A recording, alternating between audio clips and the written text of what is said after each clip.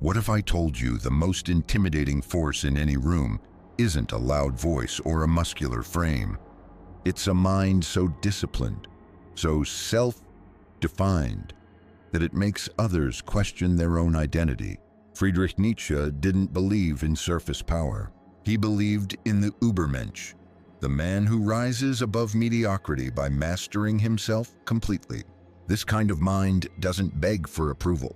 It thinks in silence, acts with precision, and never bows to fear. Most people live reacting. The powerful mind. It chooses its thoughts as weapons, not wounds.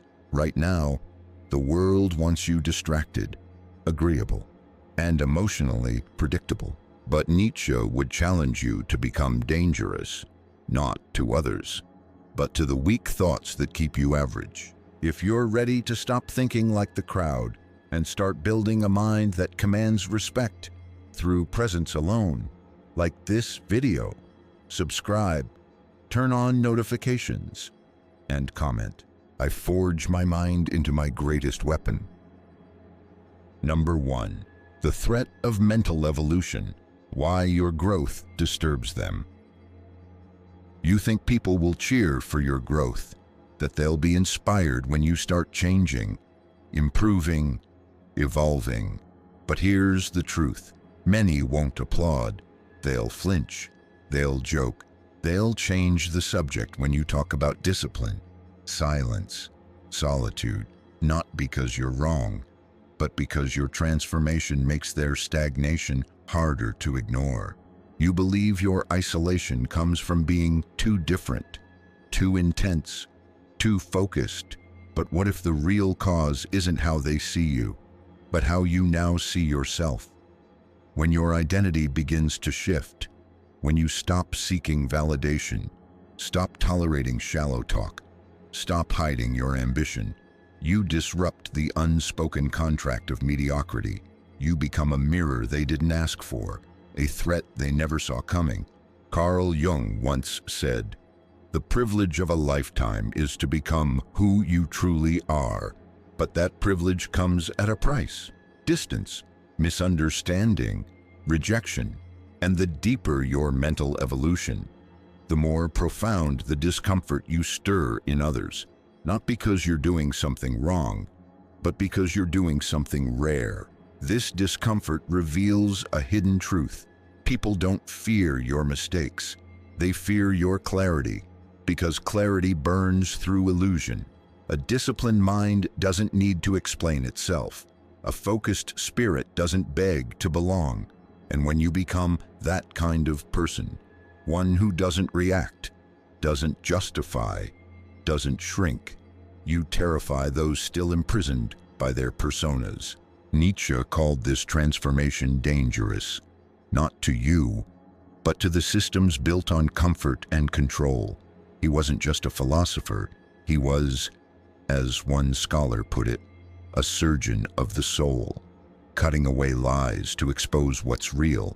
And the reality is this: your mind, sharpened by solitude and struggle, is now a threat, not because it harms others, but because it liberates you. And freedom makes people nervous. That's why friends mock your new habits, why partners resist your new boundaries, why family questions your path. It's not truly about you. It's about the unspoken agreement you've now broken, the agreement to stay small, predictable, manageable. In romantic relationships, this hits especially hard. When you grow, when you start loving from a place of self-respect, of wholeness, you no longer tolerate emotional crumbs. You become less easy to please and more impossible to manipulate. You stop begging for love and start embodying it. And suddenly, only those who respect themselves enough to grow with you can stay. So how do you respond? Not with explanation, not with defense, but with discernment, a core Stoic virtue. Marcus Aurelius wrote, "You have power over your mind, not outside events. Realize this, and you will find strength. That strength is your compass now. When others try to pull you back, stay anchored. When they laugh, stay focused. When they withdraw, keep walking. Use their discomfort as feedback, not about your value, but about your clarity. Pause. Reflect. Is their discomfort really about me? Or is it about the parts of themselves they've refused to face? Then write. Journal your evolving values. Get clear on what matters. Let that become your guide. And when someone asks you why you've changed, don't apologize. Look them in the eye and say, because I've decided to live deliberately, to grow, to choose truth over comfort, and I want someone beside me who values the same. Now, comment below, I choose clarity, even if it makes them uncomfortable. Number 2, chaos as the source of strength, embracing the fire within. You've been told to avoid chaos, that discomfort means something's wrong, that peace equals stability, and stability equals strength. But here's the deeper truth. Real strength is forged in chaos, not found in comfort. If you think calm waters create powerful souls, you've misunderstood the current. It's the storms that shape you, the fire that burns you clean. Nietzsche wasn't offering a poetic metaphor when he wrote, "One must still have chaos in oneself to give birth to a dancing star." He was diagnosing the human condition. He saw that the people who glow with a strange intensity, those who walk through the world with poise, purpose, presence, did not get there by meditating in peace. They got there by surviving pain without letting it deform them. They bled, broke, fell apart, and then rebuilt themselves with awareness instead of resentment. This is the path of the strong mind, one that has walked through inner chaos, faced the unbearable, and emerged with clarity, not victimhood. And that's what unsettles the world, because a person who no longer fears pain is a person who cannot be manipulated. In a society addicted to quick fixes and emotional sedation, your ability to sit with discomfort, to ask what your suffering is trying to teach you, to listen rather than numb, that's terrifying. It makes you dangerous. It makes you rare. Imagine going through heartbreak, not and running to distractions or rebound, but sitting in silence and writing. What fear did this trigger? What part of me wanted to be chosen so badly? That's not weakness. That's spiritual muscle. And most people don't want to build it. But you do. Nietzsche believed suffering wasn't a flaw in the system. It was the system. It's how the soul expands, how the brain rewires, how the ego breaks so the truth can enter. Modern neuroscience confirms this. Adversity activates neuroplasticity. The brain doesn't grow stronger from pleasure. It grows stronger from pressure. This is why when your life starts to fall apart, when you lose someone, fail publicly, get rejected harshly, it's not the end. It's the invitation, the doorway, the test. Will you escape into comfort again, or will you lean into the fire? The Stoics were equally clear. Epictetus said, "Difficulties show men what they are. To run from pain is to run from yourself. But to face it, to be present with your own aching without blaming or avoiding, is to reclaim power, because it means you've stopped negotiating with life, stopped begging it to be easy, and started asking, make me stronger instead." And in love, this changes everything. When you faced your own chaos, you stop needing others to fix you. You stop projecting your pain onto partners. You don't expect them to complete you. You invite them to witness you, to grow beside you, because now you're not seeking security. You're offering stability, the kind that only comes from self-possession. So the next time you're hurting, don't flinch, don't run, sit, breathe, ask, what is this teaching me about myself? Then act. Take one small, ungrounded step forward, not away from the pain, but through it. And when you meet someone worth knowing, don't hide your battle scars. Share them with pride. Say, I've walked through my own fire. I don't need saving. I need someone who sees the strength in that. Because when you stop running from chaos, you become the star it was trying to birth. Now, comment below, I embrace the chaos within. I'm ready to rise. Number 3, the death of God, owning your freedom, owning your life. You may think having no rules means being lost, that without someone telling you who to be or how to live, you'll wander into chaos. But here's the unsettling truth. Most people want to be told what to do, because when no one is guiding you, no God, no system, no culture, you become the only one responsible. And that, for most, is terrifying. Nietzsche's claim God is dead wasn't rebellion. It was diagnosis. He wasn't mocking faith. He was pointing to a psychological crisis, the collapse of external meaning. The day you realize no divine plan is coming to save you is the day you either break or awaken. Because if there is no pre-written script, then you must write it. And that's where power begins. You think you're stuck in your job, in your relationship, in your habits because of duty or loyalty. But what if you're really stuck because you're afraid of writing your own code? What if comfort has become your cage? Jung understood this dilemma too. He said, people will do anything, no matter how absurd, to avoid facing their own souls, because once you face yourself fully, once you accept that no one is coming, you realize that every choice, every delay, every excuse was yours. That's not punishment, that's power. This is where Stoic thought aligns perfectly. Marcus Aurelius urged us to live by inner virtue, not external applause, to act from reason, not fear. The Stoic doesn't ask, what will people think? They ask, is this right by my soul? This is what Nietzsche meant by radical freedom. When God dies, when authority is stripped away, you aren't left empty, you're left free. But with that freedom comes the weight of self. Creation, not becoming who the world wants, but becoming who you decide is worthy. In practice, that means sitting down and writing your own code. What do you value? Integrity, depth, creativity, loyalty. Write it, then compare your daily choices to those values. If they don't align, don't whine. Change. Don't like your job. Own the risk. Don't believe in your relationship. Own the truth.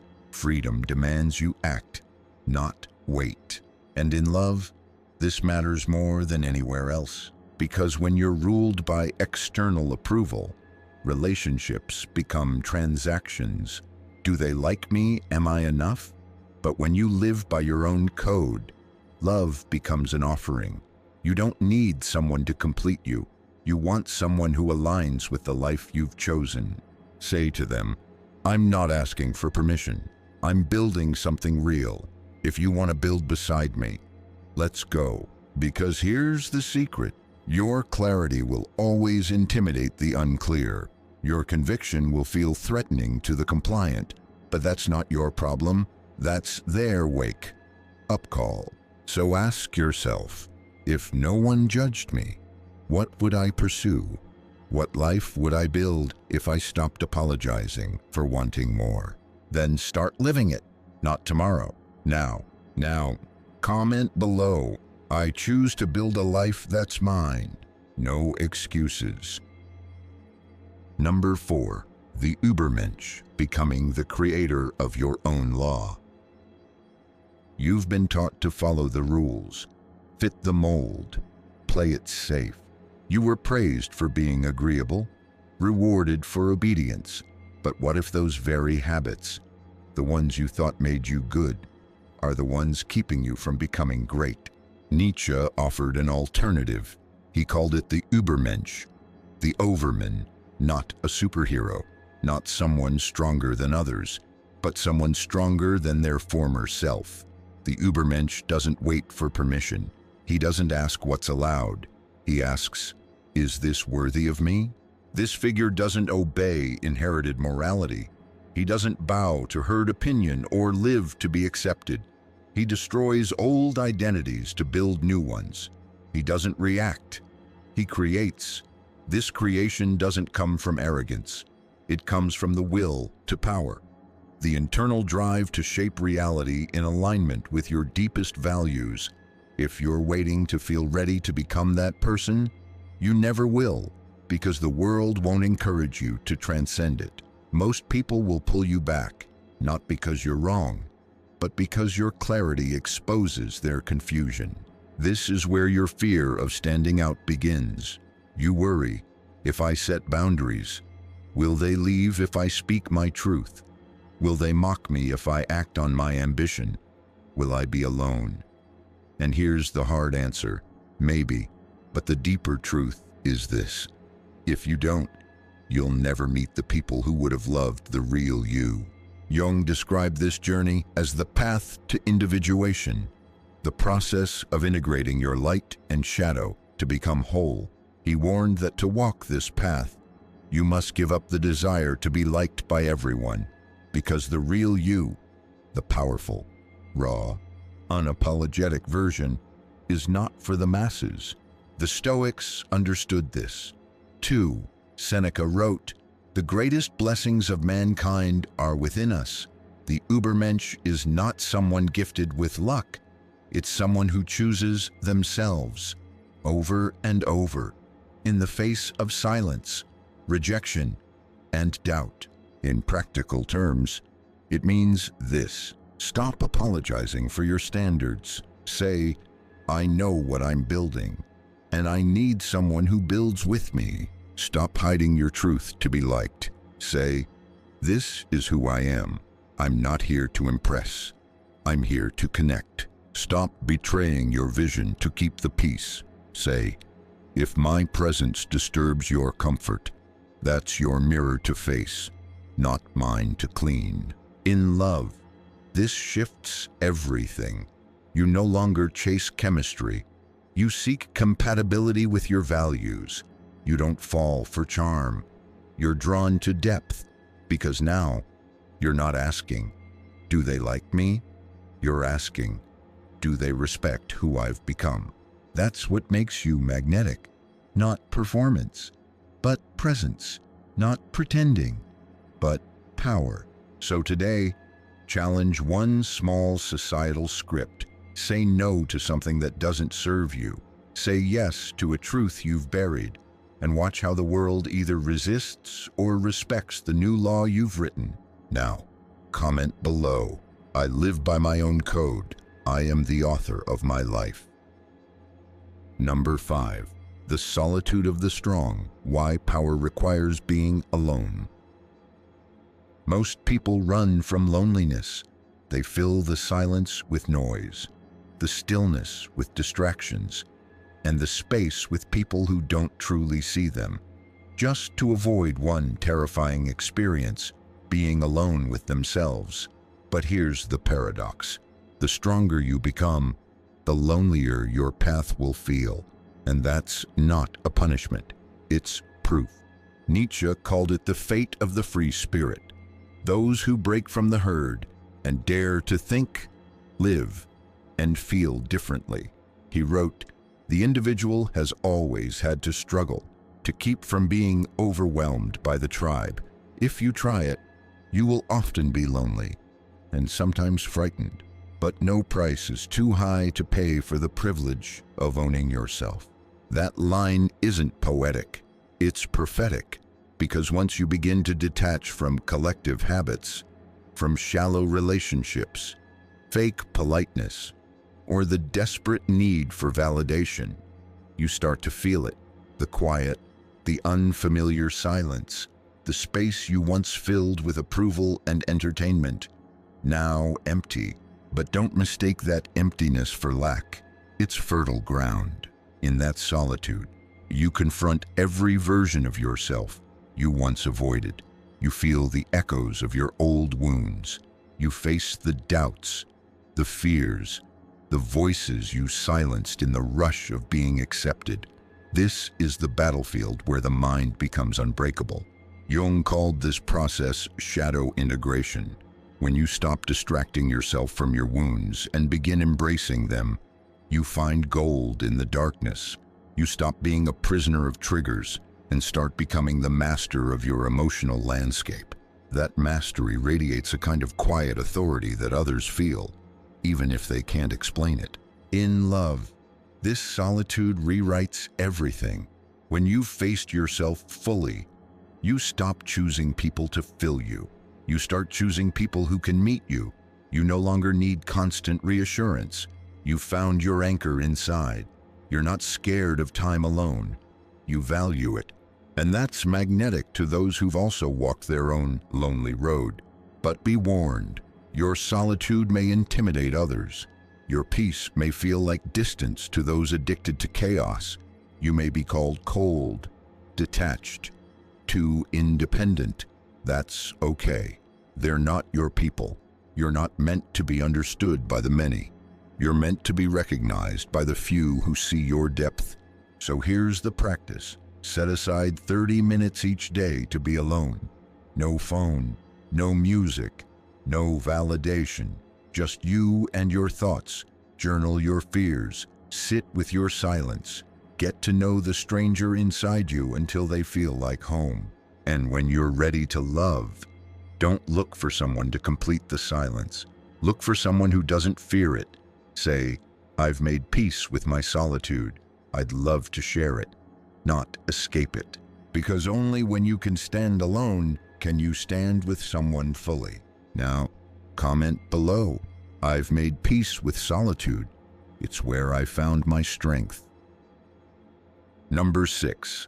The danger of collective mediocrity. Why standing out feels like war. You think the greatest threat to your growth is failure. It's not. It's acceptance.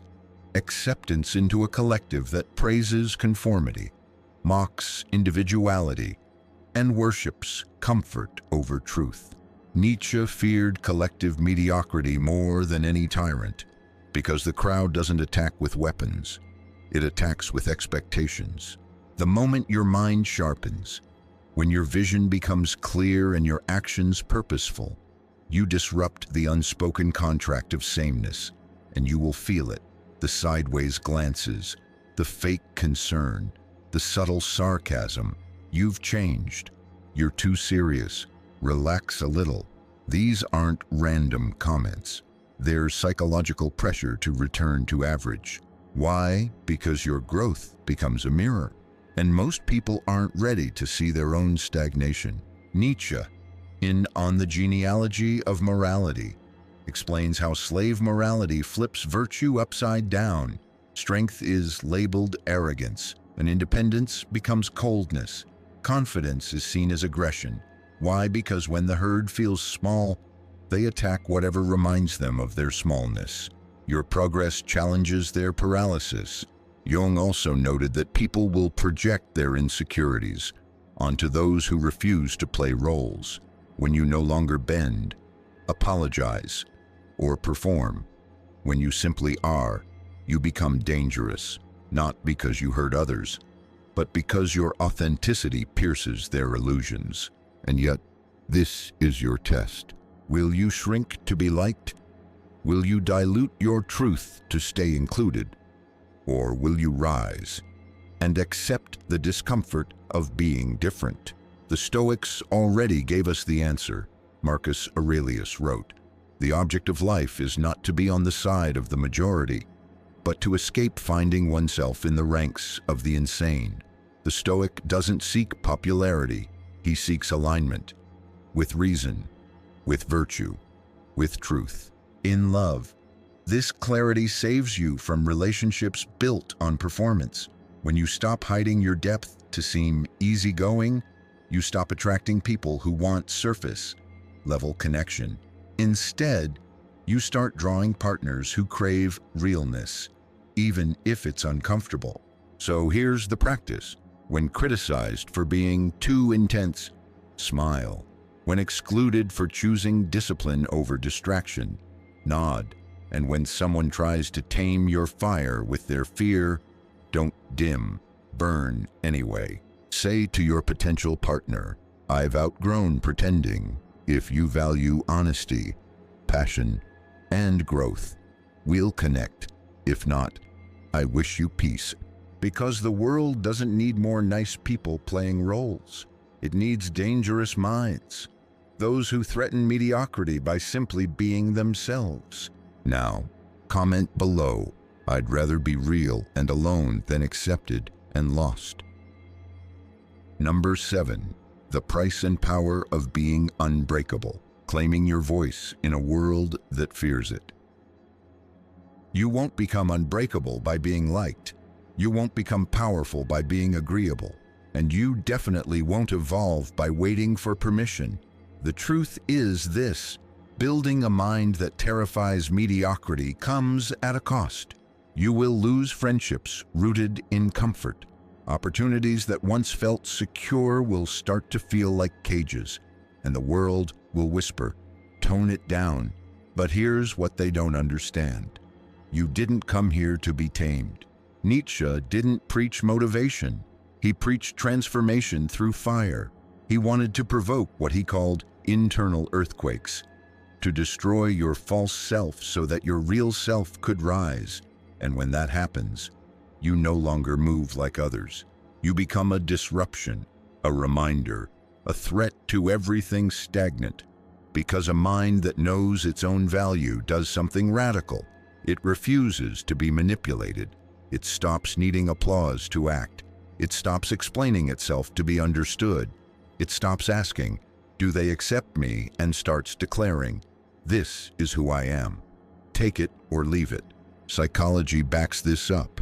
When you live authentically, your mental health improves, your relationships deepen, and your decisions sharpen. But there's a catch. Authenticity attracts depth, and depth repels pretense. You will start to feel alone, not because you're broken, but because you're finally whole. In love, this changes everything. You don't settle for potential. You wait for resonance. You don't chase chemistry. You seek clarity. You stop dating to fill a void and start connecting from overflow. And suddenly, your presence starts to draw in people who are no longer threatened by your fire, but lit by it. The Stoics knew this path well. Seneca said, "He who is brave is free," because courage isn't loud. It's silent integrity. It's saying no to what insults your soul, and yes to what aligns with your vision, even when it costs you company. So here's your final challenge. Write down one truth you've been afraid to say out loud. Share it, if not publicly, then with someone who sees you. Commit to one weekly action that honors your deepest values. Even if it feels terrifying, speak up in that meeting. Leave that toxic chat group. Walk away from that one-sided relationship. And in dating, try this. Say, "I'm done hiding who I am. If we connect, let it be real. If not, I'd rather wait than settle." Because your voice is not meant to be buried. It's meant to wake the world up. Now, comment below. I won't shrink for approval. I rise for truth. You came here wondering how to build mental strength. Now you understand. A powerful mind isn't loud, it's untouchable. Nietzsche believed that greatness isn't given, it's endured. It's the mind that chooses solitude over comfort, reflection over distraction, discipline over impulse. When your mind no longer needs validation, questions everything, even itself, creates instead of imitates, moves alone without apology, and suffers without complaint, you don't become admired, you become feared. Carl Jung echoed it. The man who looks within awakens. And Nietzsche's mind, it wasn't loved, it was respected in silence. If you're ready to be the thinker who bends reality instead of being bent by it, Like this video, subscribe, and comment. My mind creates power. My silence confirms it. Stay sharp. Stay alone, if needed.